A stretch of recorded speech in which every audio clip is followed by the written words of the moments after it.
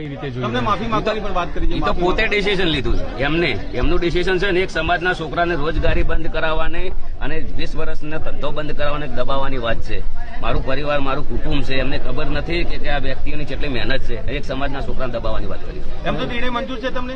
નથી બિલકુલ મંજૂર.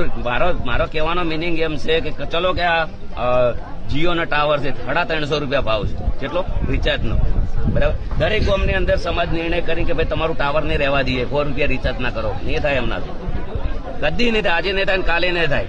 સમાજને તમારે અમારું ડિસિઝન લીધું છે, ભલે કશું વધુ નહીં. સમાજ બહાર છીએ ઓલરેડી અને ગયા છે ગુજરાત ડીજે વગાડશો હવે? હા, ડીજે તો વાગે ને.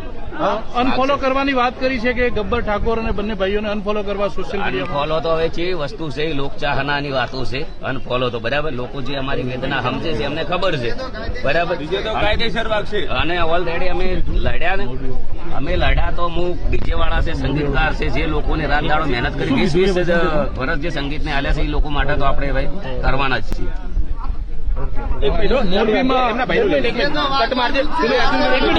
આવી જ અપડેટ્સ માટે જોતા રહો TV17 ગુજરાતી, તમારી સાથે તમારી માટે.